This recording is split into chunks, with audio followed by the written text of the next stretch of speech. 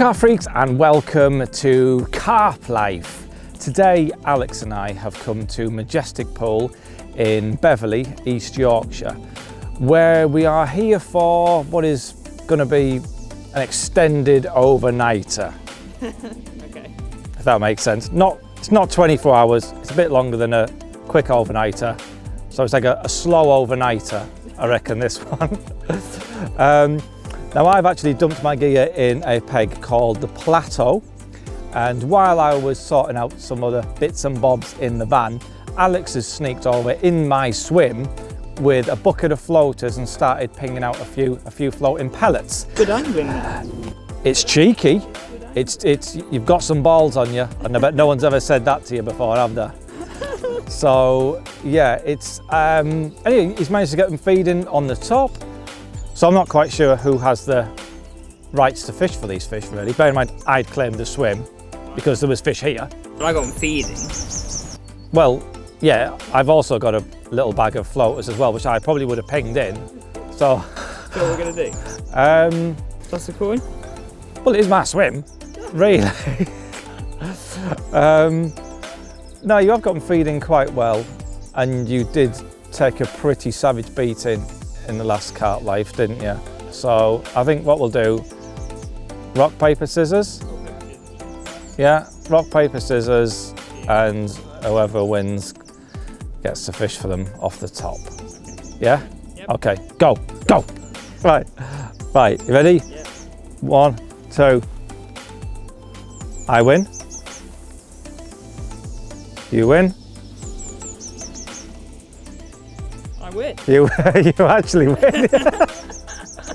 That's sneaky. I'm fishing. Yeah. Okay. I thought rock always wins, but obviously. Go on, let's do this. Okay, come on then. So while Alex is faffing around and setting up his floater rod, let me tell you about what I got up to in the month of March.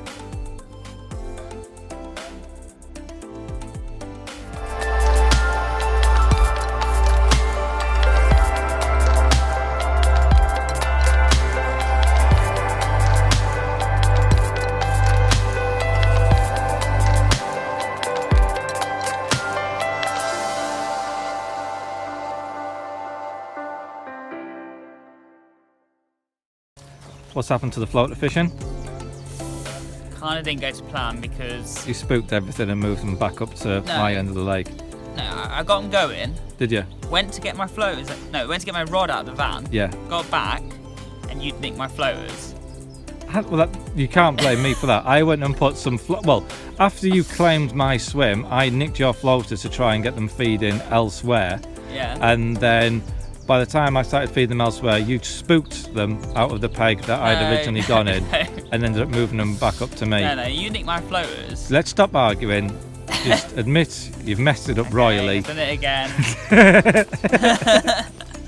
So back to the drawing board. Yeah. Let's see what tonight brings back. Yes, well, it won't be any floater fishing. No. If you've got anything to do with it. So on the 1st of March, I headed over to Wyreside Lakes for a charity match that had been organised by my good friend Craig Stannard.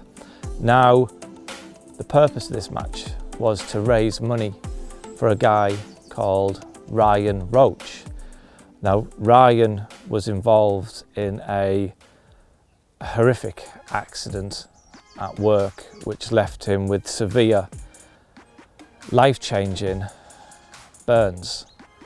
And Craig had organised this match as a way of raising money for Ryan and his recovery and rehabilitation. I want to swim here now. Fantastic, isn't it? I'm honestly buzzing. I'm actually over the moon. I was fucking. You couldn't stop Look at the weather. Boss me. Yes. The match itself couldn't have gone much better. There was lots of fish caught, and the morning that I was there, Adam caught the biggest fish in the lake, this 30-pound common.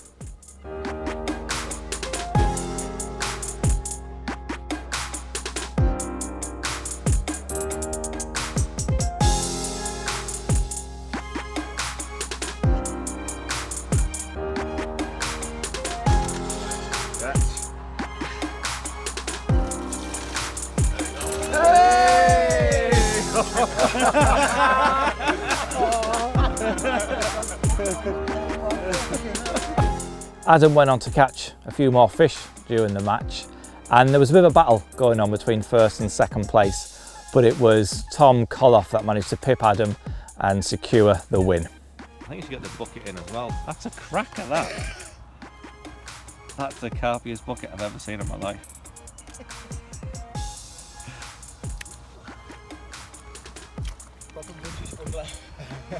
That's a cracker. Now, during the 24 hours that I was at the venue, I was actually paired with Craig Stannard. Now, I've known Craig for a number of years, but we've never actually spent any time on the bank together. And I've got to say, it really was an absolute pleasure for Craig. I'm joking. We had so much fun. It was absolutely fantastic. Now, as well as the lake fishing really well, the events on the whole was absolutely fantastic. Everyone was there in such high spirits, including Ryan. He was down there for the duration of the match. And there was a lot of money raised for such a great cause, all to help Ryan with his rehabilitation. And I know Ryan was definitely quite emotional at the end. So it was great to see him smiling, and I just want to wish Ryan all the best for the future and to say it was an absolute pleasure meeting you. The following week I was down at East Delf Lakes, or the Delf as it's now known by me, for some tutorial sessions, and things got off to a great start for my man Adam.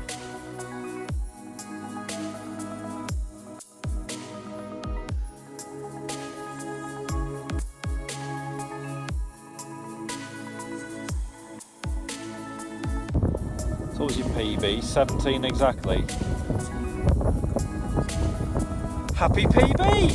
What? 18.15. 18.15. That's the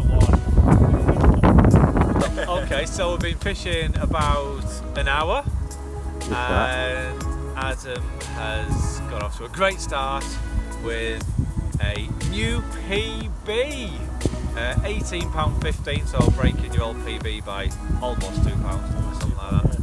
So yeah, just nice simple tactics. We've just been fishing down the margin, off to the left, with a one of the pink pop-ups, one of my special pop-ups, with just around 20-25 live system baits, just scattered around general area over the top. Nothing complicated at this time of year, but it seems to be working quite well so far. Now, I did think that Adam was going to go on and absolutely smash it after such a good start, but that turned out to be the only fish he landed. The lake did seem to be in a bit of a strange mood. It was tough going for everyone. But during the session, we touched upon rigs and baits and all sorts of little tips and tricks that I'm sure he can put into practice on his future sessions. Now, I was lucky to catch a few fish myself on this occasion, and I kicked things off with this really nice 25-pound plus ghostie. Well, this fella weighs 25 pound 1 ounce. It's a cracking looking fish, and a fish that I recognise as a target fish, known as the king prawn because of its funky little tail he's got going on. It's Casper. It's the friendly ghost. It's not king prawn. Really? You know it isn't the king prawn. Well, he looks like a bit of a king prawn to me. He doesn't. But I love him. He's mega. He is. That is a mega fish. It's a superb fish. Yeah, well done. Really chuffed with that one. Well, it's been a pretty hectic morning's fishing for me so far, and I'd put that fish in a retainer while I sorted out the filming equipment, and while that fish was sat chilling, the other rod ripped off with this lovely scaly mid-double, and while this fish was in the landing net and we're just about to have a look at him, the rod that I just recast was off again. So I'm kind of a little bit flustered, aren't you? Yeah, I am. Chaos. Yeah, it was a little bit of a crazy spell, that. It's a lovely mirror. He's a lovely scaly fish. I think we'll slip this one back now, then we'll take a look at the fish that we've just landed, which I haven't weighed yet, but it looks like it could be close to 20 pound. So this is the fish we landed just a short while ago, and I did think it might have just scraped 20, but it's a bit bigger than I thought. £21 2 ounces, this one. Now, because the fish weren't feeding with any gusto on this occasion, we've just been baiting very lightly with live system boilies soaked in just bottled water, some condensed milk and some amino blend 365. They've been soaked for 2 days before the session, so they're nice and soft and also full of attraction. And probably just introduced 20-25 baits over each rod, and the hook baits were, as you can probably imagine, my super special, soon to be released, but still haven't got a name, for pop-ups. And yeah, they've been working so well for myself and all the other members of the team that have been putting them through their paces. A couple of days later, and it was time to film the new challenge. Now, we hadn't actually filmed one since I think it was September of last year, and I was absolutely pumped for this. A bit of a whistle, that was a bit of an old man whistle through my teeth as I talked. I'll do that again. Well, I don't know if it was me or that blue tip behind me, but I just... Still that again. I think it was a blue tip. Was it? Yeah. I thought it came out my mouth. Half man, half bird. Yeah, half man, half tit. Now, we hadn't actually filmed a challenge since last, I think it was September when we filmed it, so I was absolutely psyched for this. I couldn't wait. Now, the challenge itself was to catch 5 carp in 48 hours, one of which had to be £20 plus, on a entry level setup or on a budget setup, and I was given a budget of £800 to do it. Now, when I first heard about it, I thought £800, that's a lot of money. That's a lot of money to go out and buy fishing tackle. But that's for everything, everything. So rods, reels, line, bivvy, bed chair, all your terminal tackle, all your bait. Even your underwear? But that's not really fishing tackle, but clothing wise. Yeah. So all I suppose your fishing clothing, that would be in there. And it also had to include the day ticket as well. And when you start adding these things up, you think, that is quite tricky.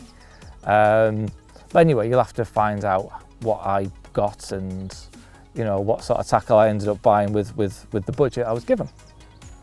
But as for the challenge itself, I'm not sure when this will be going out. I don't know if this will be going out before the challenge or after the challenge or about the same time, so I don't want to give too much away.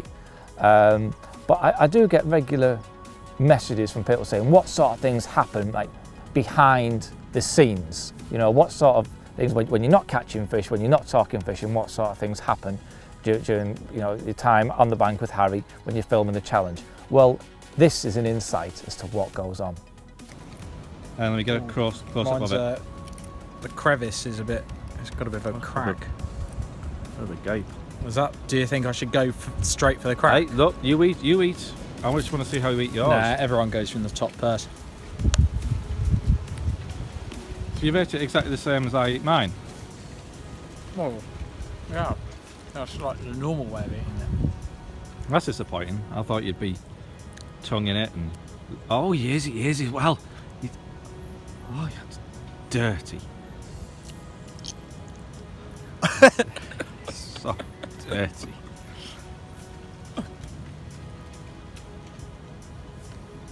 You're taking your time with it, aren't you? I don't reckon I've had one of these for about 3 years. Well, taking your time with it. I'm impressed. They're having a match over there. Another bite as well. Look at me. You've got to savour it.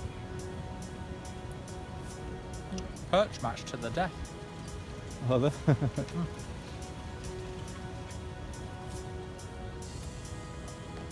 So about 5 bites, a little bit of tongue in, and that's it.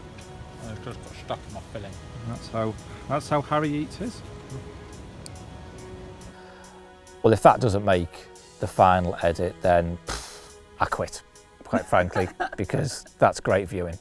But as for the fishing itself, well, I'm not going to give anything away. You're just going to have to watch the challenge and see what happened.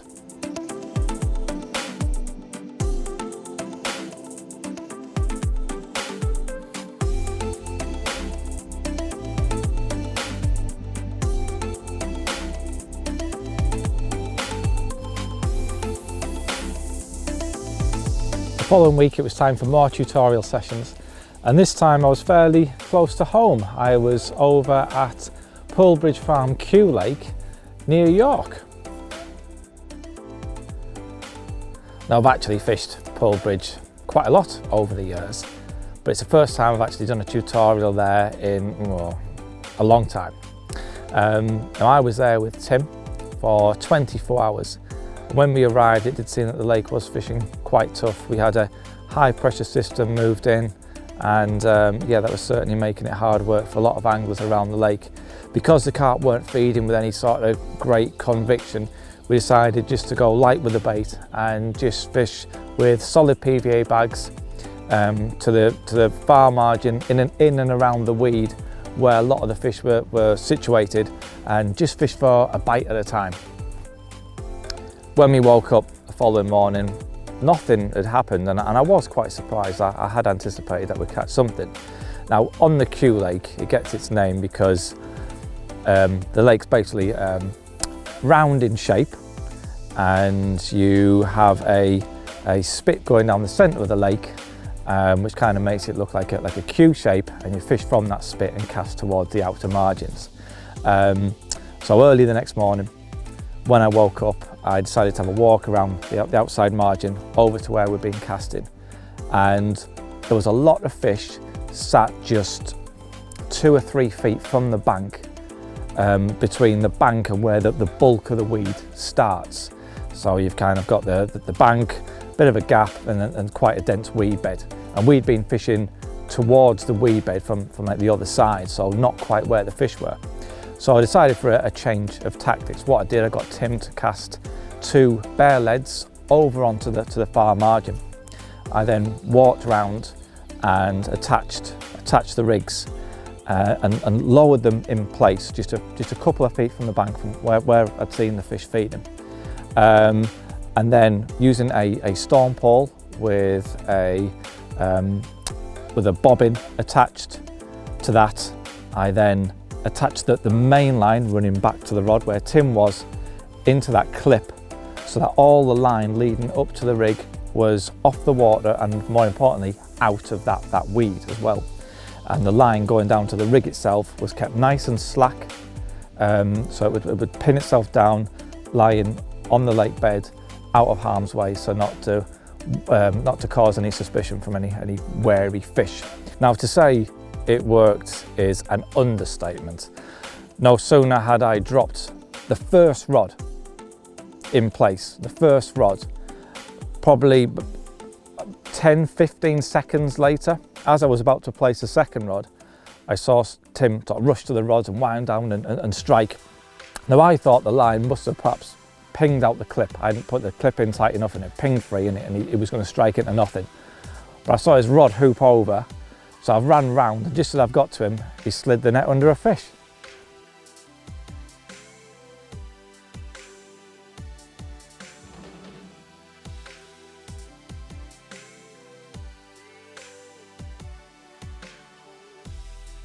So this is the washing line rig in action. What I've done, I've cast the lead over to the far margin, over here somewhere. Then walked round, attached the rig, and then I've just swung the rig into position, which is only just down here, about 4 or 5 feet from the bank. But I've kept hold of the line as I've done so.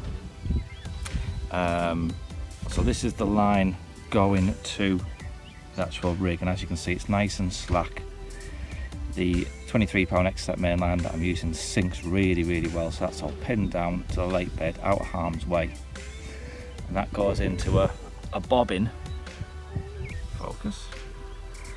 That goes onto one of the slick bobbins, and you can, it's like 2 positions here where you can attach the line, so you can fish it kind of like Elstow style, where the line is trapped in place, rather than being free running through the bobbin. So where the line's trapped in place, like I say, that's going down to the rig nice and slack, but going back to the actual rod, this is really tight, and all that line is above the water itself. There's no line running through the swim at all. That's all above the water, going back to the rod and the alarm.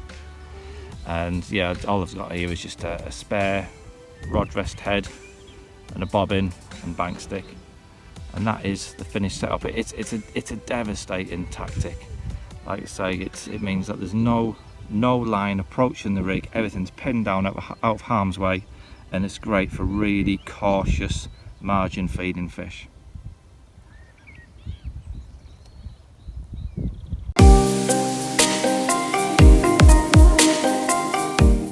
On the saggy side. You're actually going to cast that out? Yeah, that's Well, decent, mate. Say cast it out. What's wrong with that? That's a shocker. Mate, Tom Maker would be proud of me. Look at that. Let's get a close up of this.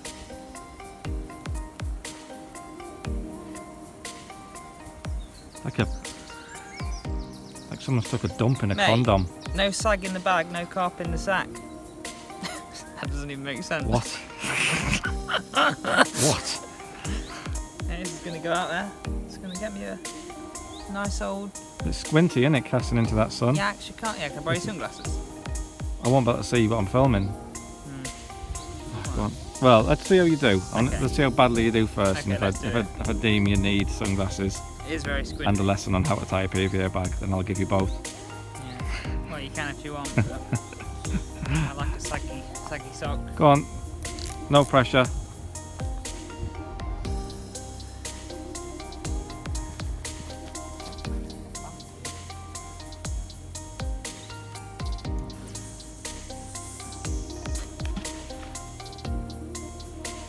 Go right.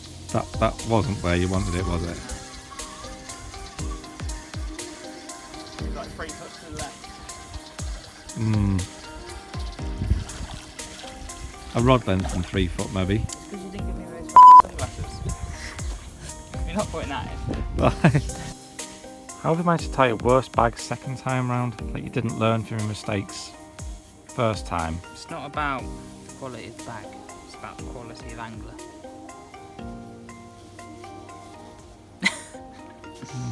Do you agree? You're making this look like real hard work. No, look, it's done. Oh, that is a bit soggy, isn't it? That's good. That's going to go out there good.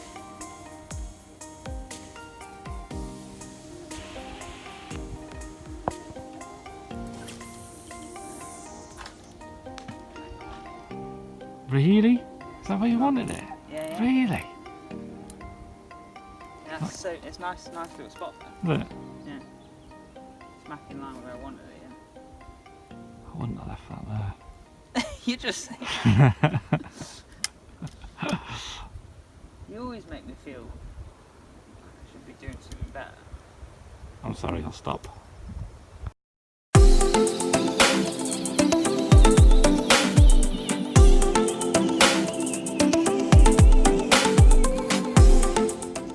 Well, just like on last month's Carp Life, where it was high pressure, sunshine,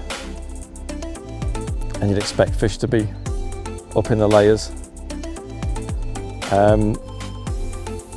I've just managed to get a take on a solid PVA bag on the bottom in the hottest part of the day. Really was not expecting this at all. It is.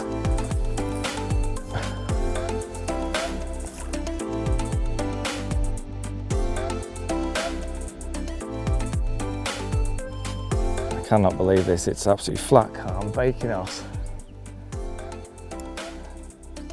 Ordinarily I would be fishing zigs in these conditions because there's been so many fish cruising around in those upper layers. And I know I managed to fluke a couple of fish off the bottom last time round, but these fish have been cruising around with their backs out the water. But a Majestic, you're not allowed to use zigs. So yeah, to get a bite on the bottom when so many fish have been up in the layers like that, it's come as a proper surprise.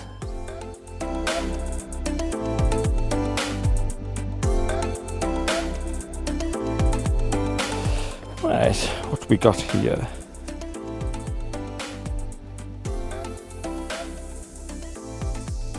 $28.13. That's not bad, is it? I'll settle for that. think I had actually, I think me and Alex both said it looks about 28, 29, something like that. So yeah, not a bad guess. Well, I'm not sure how much you saw of this going in the net, because just as it popped up, Alex's battery died on his camera and he missed it all. It's the vital moment. Yeah. But we have here a 28 pound 13 ounce really nice slate grey mirror, right out the blue, hottest part of the day. And once again, it's a solid bag that's produced the goods when ordinarily I would have expected zigs to work. Although to be fair, had zigs been allowed on Majestic, I do think I would have probably caught quicker because there were so many fish in the upper layers. But yeah, this fish fell to a solid bag, fished tight to a margin off to the right of the swim in really shallow water where I'd seen fish moving in and out of the reed. So if you're not able to fish in that sort of 2 foot under the surface where the fish are, then try and find the shallowest water you can get. So you're going to be, so no matter what, even if the fish are in that sort of 2 foot of water, then they don't have to drop down far to pick up a hook bait. But yeah, I'm absolutely buzzing with that, really am. So unexpected. Yes, a tank in the bank, and now I'm off to have a celebratory cup of tea. Look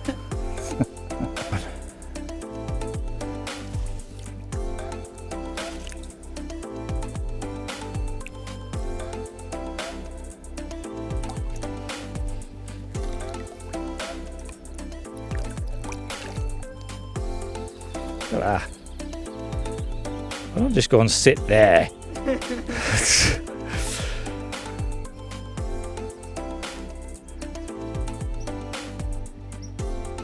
she goes.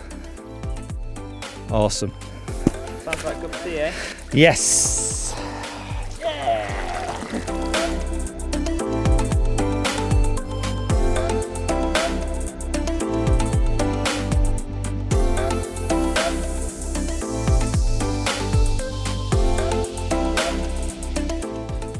So this is the solid bag rig that just produced that 28 pounder, and it's the exact same rig, exact same setup as what I used in last month's episode of Carp Life. You might notice that the pop-up I'm using is a little white pop-up rather than the trimmed down pinks, but this is actually a white version of my own special pop-ups. They're going to be available initially in white and a washed out pink, and yeah, I've had some nice little 13mm white versions rolled, and they sink perfectly under a BB split shot. So I'm going to get this inside a solid PVA bag now and get it back out on that same productive spot.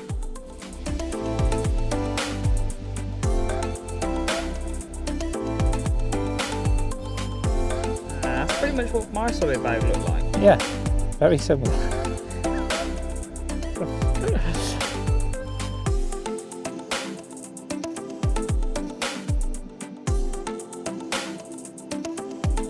I think I've been doing it wrong. I think I've been putting too much emphasis on the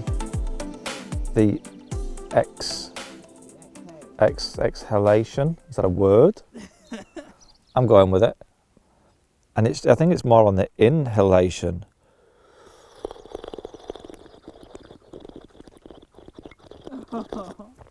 Oh, yeah, I've been doing it wrong all this time. That's satisfying. By now, we were well into the month of March, and we were entering the next development stage of the fishery, and that was preparing for the extension of the stock pond. Now, before we could make the stock pond bigger, first of all, needed to clear an area of woodland that the lake was going to be extended into. Now, the site was actually, back in the day, it used to be a Christmas tree plantation, and as you can imagine, the trees were planted pretty close together, which meant there was a lot of trees that needed felling. Now, something else that happened down at the lake this month was I had the first test fishing session of the year. Now, I had Will and Neil up from Kent. We're going to spend a couple of days down there to hopefully catch a few carp, to allow me to assess the health of the fish and also the growth rates, weight gains. It's been a while since anyone had put a rod in the water. I think it was October when myself and Lewis did a couple of nights down there. So it was going to be interesting to see how the fish had fared over the winter period. It was Neil that kicked things off. I think his bite came within about 5 minutes of casting out. In fact, I don't think he actually got his second rod in the water at this point. And yeah, he was off to an absolutely flying start, and he landed this stunning looking scaly mirror.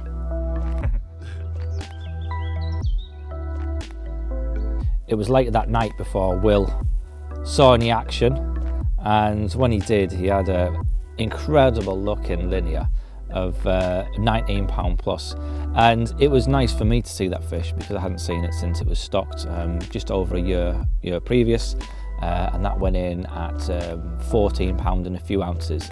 So yeah, a 5 pound weight gain in just over a year. Things were definitely going in the right direction. After that fish, Will just couldn't seem to stop catching really, and over the next couple of days he was catching regularly throughout the day and the night, and he caught some incredible looking carp. He also has a fish of just under 24 pound. He also had this absolutely stunning 20 pound plus scaly.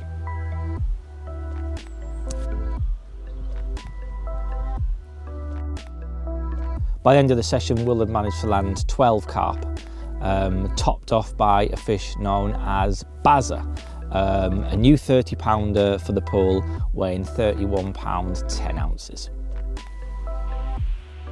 So Will's 12th fish of the session now, biggest one so far, and a new 30 for the lake.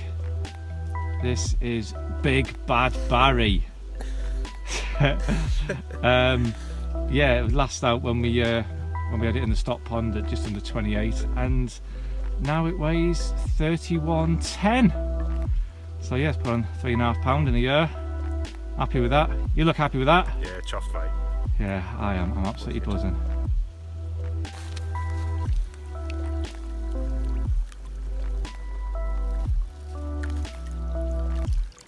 That's you waddles. Big Bad Baz. Can I have a good fist, please? Fistage. It was a bit of a different story for Neil. He got off to an absolutely flying start, landing that fish 5 minutes after casting out, and his next bite came about 10-15 minutes before he had to pack up, and it was definitely worth the wait. Again, absolutely stunning scaly fish of just over 19 pounds. Yes! So the tactics that the guys used to catch all their fish were very, very simple. They were fishing over quite big beds of bait, big beds of live system boilies that I'd soaked 48 hours prior to the guys arriving in the lake water, and there's also some amino blend 365 liquid and also carnation milk in there. They're also baiting quite heavily with pellets and maize, so replicating what the fish see on a day-to-day basis really. And they were just fishing with my washed out pink pop-ups over the top. Baiting wise, they're probably introducing about 2 kilos of bait per fish, and a lot of Will's fish did come quite quickly after a fresh introduction of bait. It does seem as though the fish were really homing in on the noise of that bait going in. So I mean, apart from it being a great session, it was good to see the fish all in great condition, and the weight gains in particular were very promising. I think they did catch some of the fish that went in that winter, and obviously they'd only put on ounces. I hadn't expected them fish to put on anything, but fish that had been in for a longer period, I mean the minimum a fish had put on was 3 pound in 12 months. Most of the fish were showing sort of gains of 4 or 5 pound. So yeah, it's absolutely fantastic. Things are definitely heading in the right direction, and I just can't wait for the pool to open next year.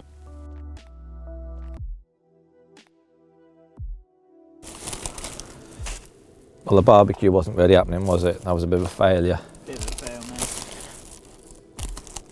Oh, that's a nice touch. What's that? That's a nice touch. What you got? free spring rolls. That's a nice touch, isn't it? That is a touch. They good? It's a good touch. Prawn crackers are very prawny as well. You know what I mean? You can tell that the prawn crackers are not just like white quavers.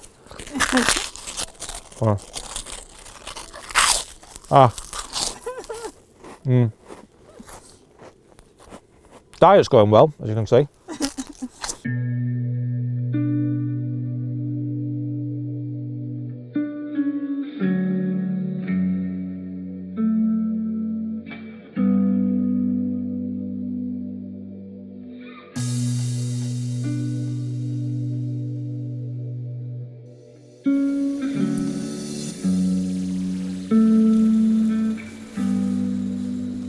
What's that tray thing?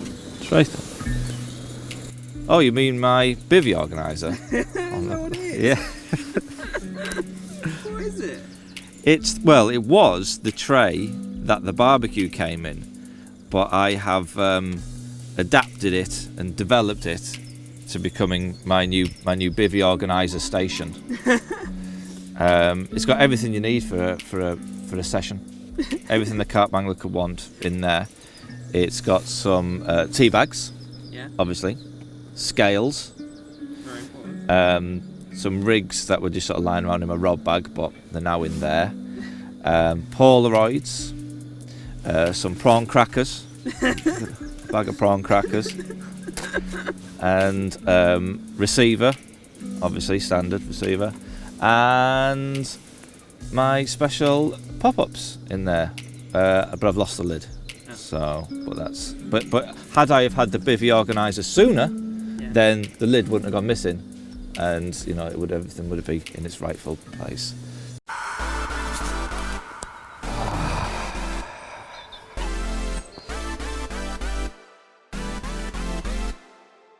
Well, there was just about time for one more tutorial session before the end of the month, and I was with Charlie for 24 hours at Old Mill, Willow Lake.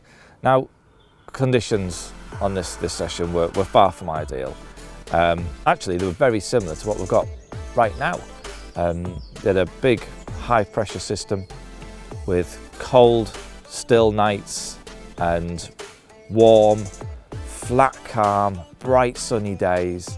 And what made it worse was just a few days before we had a low pressure, nice, warm, mild, wet, windy conditions, and the lake fished really, really well. Fish had obviously had a bit of a feed up, and we were going into a lull, and they didn't really need to feed, and they didn't really. But Charlie did manage to catch one fish while we were there, fishing tight to the far margin in relatively shallow water. He managed to catch a low double figure common, which was the only fish caught while we were there, so it was nice to save a blank, and I think it was a good result considering the conditions. Well, right throughout the month I've been spending lots of time with my two girls, and they were really getting right into their running. Most evenings that I've been at home, again, we've been running across the fields, and every Sunday they've been attending the junior park run at my local Hemlington Lake.